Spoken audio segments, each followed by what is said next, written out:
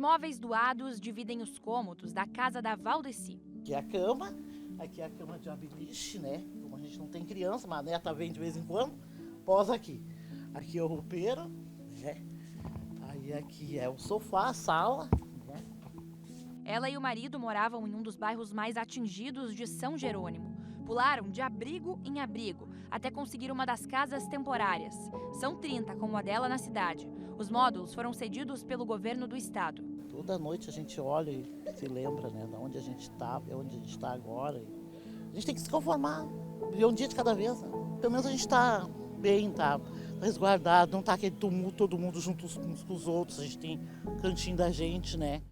No auge da enchente, São Jerônimo teve mais de 400 famílias fora de casa. Isso representa mais de 4.000 pessoas em 12 abrigos simultâneos. 1 maio depois, a água secou, mas na prática ainda há muito a recuperar. Trabalho ainda diário da Defesa Civil. Foram muitas cheias na cidade, mas nenhuma como essa. Nós estamos tentando um abrigo permanente, né? A gente pretende montar tipo uma república até para que as pessoas fiquem bem acomodadas e eles fiquem ali até que a gente tome providências de onde levá-los, né? Porque nós vamos ter que relocá-los de alguma forma. Mas isso não tem previsão ainda? Não temos previsão. Para nós o trabalho não acaba aqui tão cedo, né? Porque agora vem essa fase das casas, da reconstrução da cidade. Já estamos nos preparando para setembro, que é a época que provavelmente vai dar outra inundação. Então, nosso trabalho de maio para cá, de setembro, digamos assim, que nós tivemos uma enchente em novembro e maio a calamidade. Nunca mais a gente conseguiu ter uma folga. A gente está sempre na correria, sempre no cansaço, sempre buscando algo mais, né? Um ano depois, o cenário ainda é de destruição. As margens do rio Jacuí, o bairro Cidade Baixa, ficou completamente inundado. E a enxurrada levou o que vinha pela frente. Teve gente que não voltou, até porque não tinha para onde voltar. E quem voltou ainda luta para reconstruir casas. Essa região, no verão, costumava receber turistas e moradores na Praia do Encontro. Nessa temporada, isso não aconteceu. A Prefeitura de São Jerônimo ainda busca soluções para a habitação na cidade. As 30 casas temporárias do governo do estado não dão conta da quantidade de pessoas que precisam de uma nova moradia. Temos um problema de compra assistida, naturalmente, porque a compra assistida, ela sai a lista, mas nós não encontramos casa. Nós não encontramos casa porque não tem casa neste padrão, até R$200 mil, suficiente e que esteja adequado às condições da Caixa. Nós chegamos aí a Brasília para cobrar do Ministério da Cidade, são 500 casas, 500 moradias. O município não tem condições de fazer isso aí sai em torno de R$200 mil cada casa, é em torno de 100 milhões, isso é o orçamento anual do município, não tem a menor condição de fazer. A 76 quilômetros de distância, em Canoas, a dona Ivone vive uma situação parecida. Ela perdeu tudo na enchente. Só que no caso dela, a vida ainda é compartilhada, no Centro Humanitário de Acolhimento. O espaço próprio é menor ainda, mas ela dá um jeito de se distrair. Não, a gente vai pro café de manhã, daí volta, daí ao meio-dia, agora às 4 horas tem o café da tarde, mas a gente fica mais aqui no quintal. Mais fora do que dentro. Hã? Mais fora do... É. Ivone já encontrou uma casa que se enquadra no programa Compra Assistida, mas ainda não está na lista para ganhar um novo lar. No auge da enchente, o Rio Grande do Sul teve mais de 80 mil pessoas em abrigos. Foram 888 espaços de acolhimento. Hoje, um ano depois, 396 pessoas seguem desabrigadas. A maior parte na região metropolitana. O Centro Humanitário de Acolhimento Esperança, em Canoas, reúne o maior número de pessoas. São 225. Este grande espaço, dividido entre alas por gênero, para famílias e LGBTQIA+, deve ser desocupado até o final do mês de maio. Até lá, as famílias recebem suporte para decidir para onde vão. Temos que ter uma solução. A solução não veio pelas políticas habitacionais do governo federal para todas as pessoas que precisavam, no tempo que elas desejavam, que não é uma crítica, é um fato.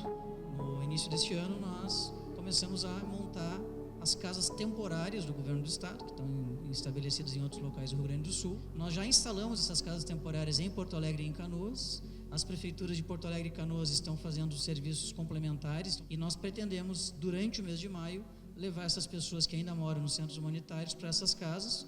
É por isso que a Ivone está de malas prontas. Vai para uma das casas temporárias, com as doações nas caixas. Tanto baque que a gente levou, tanto ano de perca, né? Eu só posso dizer que, graças a Deus, estou bem. A calmaria de uma cidade do interior, cercada por um rio que corre tranquilo. No vai e vem do trânsito, gente voltando para casa, a pé, de bicicleta, de carro. Mas se prestarmos atenção nos detalhes, a cidade está marcada. São marcas físicas, como essa quadra cheia de lama, ou esse prédio que mostra onde a água chegou. Roca Sales sofreu com 3 cheias em menos de um ano. As duas, de 2023, arrancaram o que vinha pela frente, uma enxurrada forte. Já maio do ano passado, além da água levar tudo, demorou para baixar.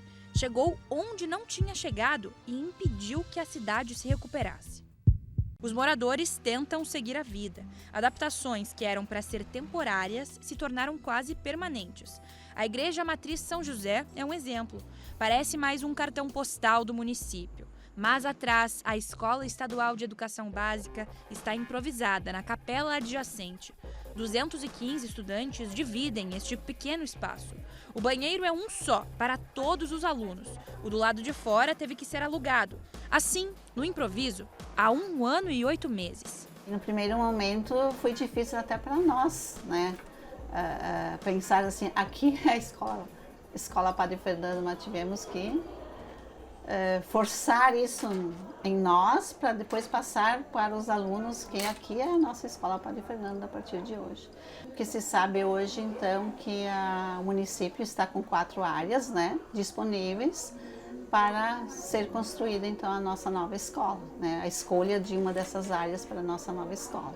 Já o governo do estado aguarda a prefeitura. Definitivamente essa é uma escola que não pode ser reconstruída onde era. E nós só não construímos a escola ainda, já está decidido que vamos construir uma escola nova, mas aguardando a área que o prefeito vai ceder.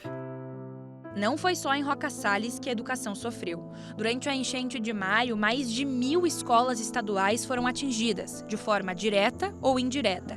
606 foram danificadas. Isso gerou impacto em mais de 6.000 estudantes, muitos que ficaram mais de 1 mês sem ir para a sala de aula. 1 maio depois, além da escola Padre Fernando, outras 7 ainda estão em espaços provisórios. Não retornamos ainda à normalidade na questão da infraestrutura. Retornamos à normalidade no sentido de que mesmo onde a escola não está no local original, as aulas estão acontecendo presencialmente. É no centro da cidade que fica a antiga sede da Padre Fernando, abandonada, sem portas ou qualquer tipo de segurança. Depois da enchente de setembro de 2023, a escola chegou a ser limpa. A ideia era reformar, trazer os alunos de volta. Mas aí veio a nova enxurrada. As mesas e cadeiras, empilhadas depois da primeira limpeza, ficaram sujas de lama. Dessa vez, a água chegou mais alto e arrancou o forro do teto da escola.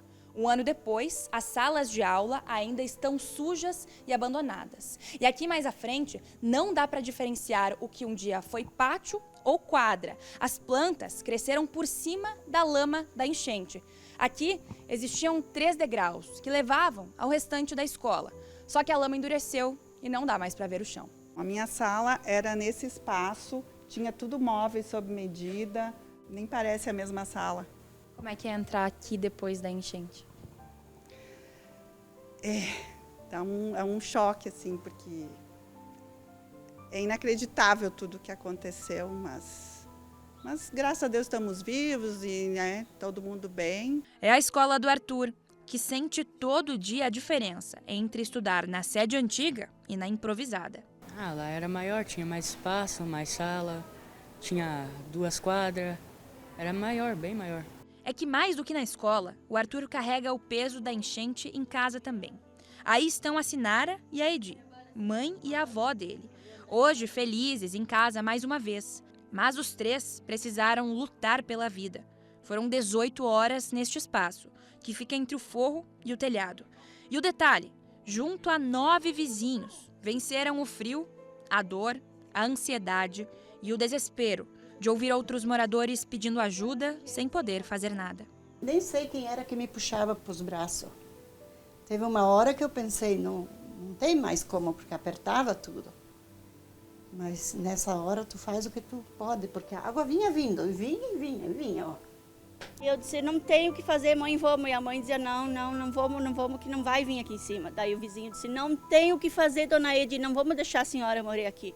Aí eu peguei a mãe pela mão, não deu para pegar muita coisa, só peguei uma cobertinha que tinha aqui. Aí o meu namorado segurou a cobertinha assim para cima, pegou a mão da mãe, eu peguei a mão da mãe, o meu nenê, e todo mundo se segurou assim, o vizinho na frente, nós demos as mãos em 12 pessoas, todo mundo fizemos uma corrente e fomos indo. Mas agora tá tudo bem, muito bem. Juntas. Estamos juntas. Que era o que tu queria desde o início, né? Ficarem juntas, não se largar. Não se largar. Nunca, jamais ia deixar. Achei o negão aqui, amor. Achei o negão ali.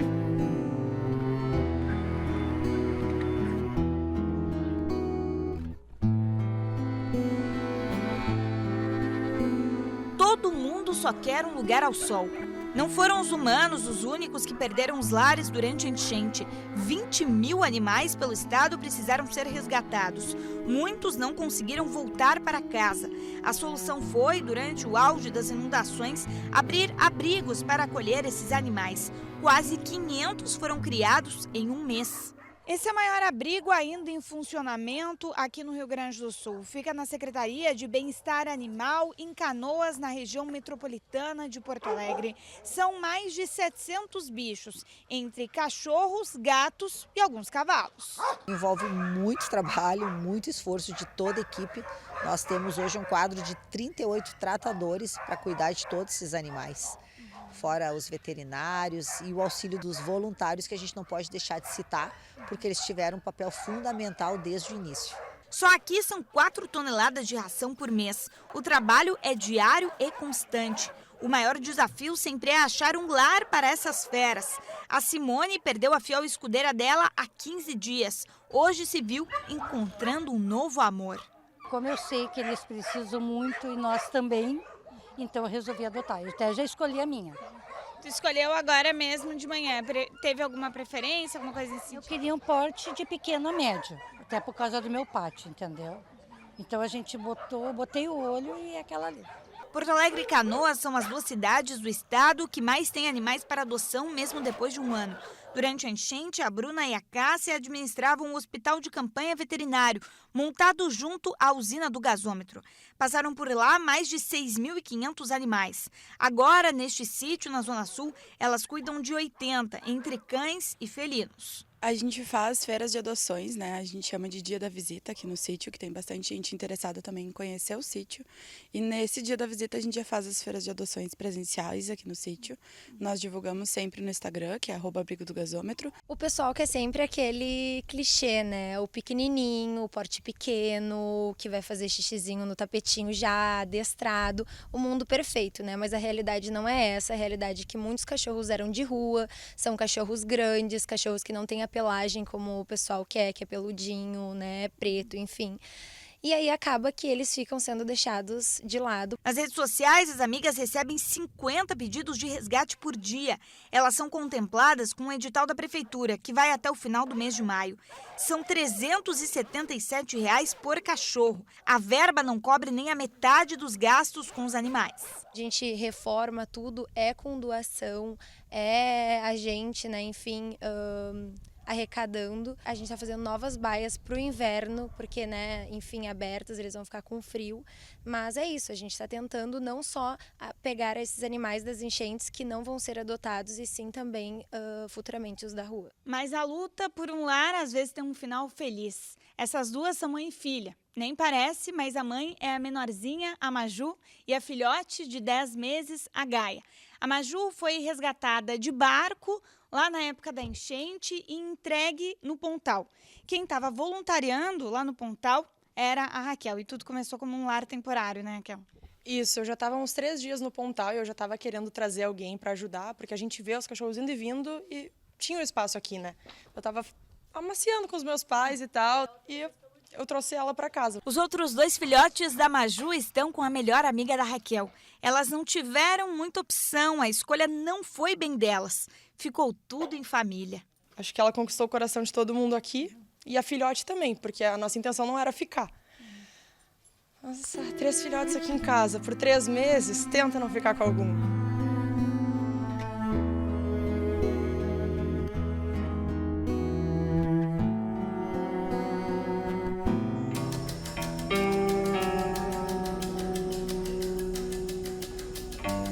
Não sobrou muita coisa e também não sobrou quase ninguém. O Nédio é a única pessoa que ainda mora nessa rua. Tô de dono aí, cara. Não tem nenhum, por cada, né? As casas foram destruídas, os outros ficam com medo. Os vizinhos foram embora com medo de que acontecesse de novo o que já aconteceu tantas vezes no Vale do Taquari. Se o mundo todo ficou chocado ao ver uma casa arrancada do chão pelo rio, imagina o que passou na cabeça de quem vivia nas redondezas. Quem conseguiu ir para um espaço, para um local mais alto, né? Quem teve o privilégio de ir para um espaço, para um lugar mais alto, a gente foi, né? Toda semana, Aldair visita o velho amigo e o bairro do qual desistiu depois de 40 anos. Depois de maio, muita gente que ainda tinha dúvida decidiu ir embora de vez de sua própria casa. Ou nem precisou decidir. Essas são as ruínas do bairro Navegantes, em Arroio do Meio. Nessa rua, poucas casas continuam de pé. A tragédia de maio atingiu quase 100 mil casas no Rio Grande do Sul e criou um fenômeno até então inédito no Brasil. De repente, os atingidos pela enchente não tinham mais um teto onde se abrigar e houve uma debandada. A gente estima na pesquisa um número de 500 mil a 1 milhão de pessoas que tiveram que deixar suas residências, não apenas na capital, Porto Alegre, mas na região metropolitana, Vale do Taquari, Vale dos Sinos. E você tem um deslocamento muito grande de pessoas que não retornam para a sua cidade de origem, buscam outras alternativas, outras fontes de renda, e aquela economia local se vê prejudicada. As fábricas e o comércio local ficaram sem funcionários para contratar. O restaurante do Cassiano perdeu uma tradição antiga. O pessoal não tem mais praticamente mão de obra para ter gente para trabalhar aos domingos. Então o almoço aos domingos com o costelão, a gente, depois da enchente de maio, está sobrando muita vaga de emprego. Trabalho não falta, porque a cidade de Roca Salles, que abriu as portas para tanta gente, hoje precisa de portas novas. E na marcenaria do Nadir, são centenas de pedidos. Acho que uns 200, 300 mais, sei lá mais quantos a mais. Pior que tem um monte ainda aí para fazer. Tem muitas casas que não trocaram hoje, né? Estão aí para trocar. Final de semana aí, medindo umas 60 portas.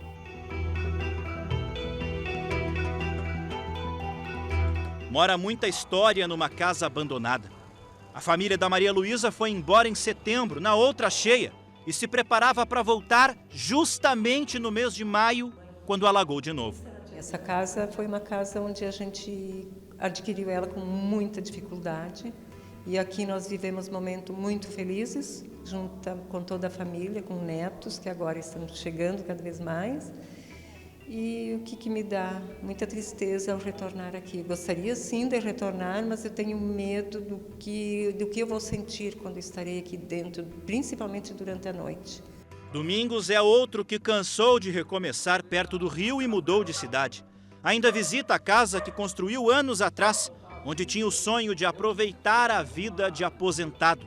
O que vai acontecer daqui para frente? Quanto tempo nós vamos perder? Porque ficaram 1 ano e meio, 2 anos só pensando em enchente. Ninguém pensou em projeto, ninguém pensou em nada, entendeu? O pessoal está se virando hoje, está esquecendo agora de falar, mas eu vejo que nós temos um problema que vai ser o futuro aí, né? Por isso é fácil entender por que tantas casas estão à venda ou foram só deixadas para trás. Capaz de demorar 50, 60 anos para acontecer uma tragédia dessa, mas quem garante isso? Ninguém garante. Mas todo o carinho pela história, construída com o esforço de gente trabalhadora, também ajuda a entender os motivos de quem ficou. Graças a Deus, tudo que eu tenho foi em cima dessa marcenaria aqui, né? É as raízes, né? Não adianta tu... você me dá um apartamento, eu não ia igual. E abandonar a cidade talvez numa hora que mais precisava. Aí resolvemos ficar. Daí. Esse galho aqui te ergueu uma hora. Sim, bastante. Bastante. Grato, muito grato. Mas vamos lá, vamos reerguer de novo.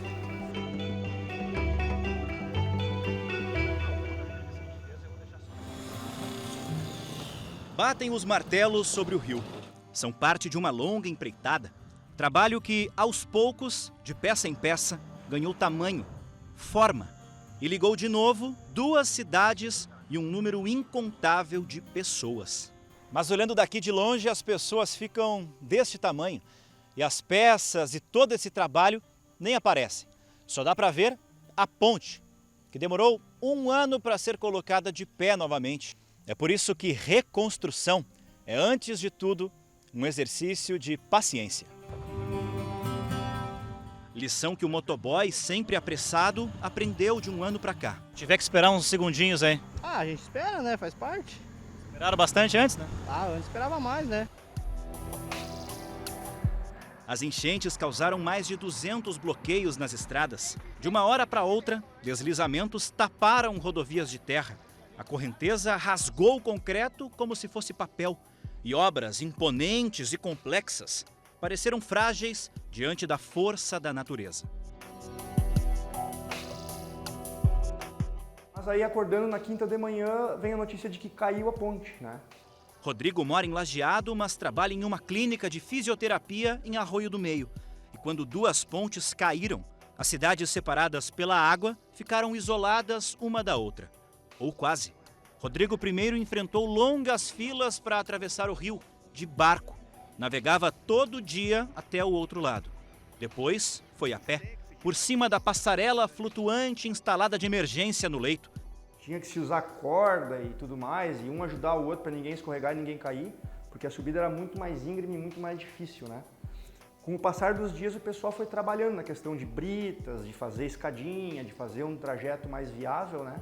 Porque eram pessoas de várias idades, né? Idosos, algumas crianças de colo, né? Então era um trajeto bem ruim para ser feito todos os dias. Só meses mais tarde que a ponte de ferro foi reinaugurada e ele pôde atravessar de carro. Mas até hoje é só um sentido de cada vez. Trechos como esse da RS 287 em Santa Maria também funcionam com limitações e obras acontecem em todo o estado para retomar a normalidade. As enchentes danificaram mais de 8.000 quilômetros de rodovias e, quando não isolaram por completo, multiplicaram o tempo e a distância de rotas importantes, até porque era fundamental. Garrafas d'água viraram luxo no estado em calamidade. Às vezes até pegavam carona de helicóptero. A maioria enfrentava os caminhos alternativos, da fábrica aos abrigos e mercados. Todos os clientes que a gente abastece do Rio Forqueta para lá, também no nosso processo de distribuição, ficava parado tanto para ir quanto para voltar durante 1 ano dentro desse processo. Então aí tu já vê o quanto isso aumenta os nossos custos, a gente não podia ter um caminhão totalmente carregado porque não dava tempo de ir e voltar, e coisas nesse sentido, então, que todas as empresas vinham sofrendo. Nem a capital escapou dos desafios logísticos impostos pela tragédia, mas a água toda que inundou as pistas do aeroporto de Porto Alegre foi embora. Por terra, o engarrafamento na única entrada que a cidade teve por dias acabou. E o corredor humanitário, construído mais alto que o lago para trazer mantimentos, ficou, como símbolo do improviso que deu conta do recado. Nós já tivemos no estado do Rio Grande do Sul, por intermédio do Funrigs, 1,7 bilhão de reais autorizados tanto para pontes como também para as estradas no estado.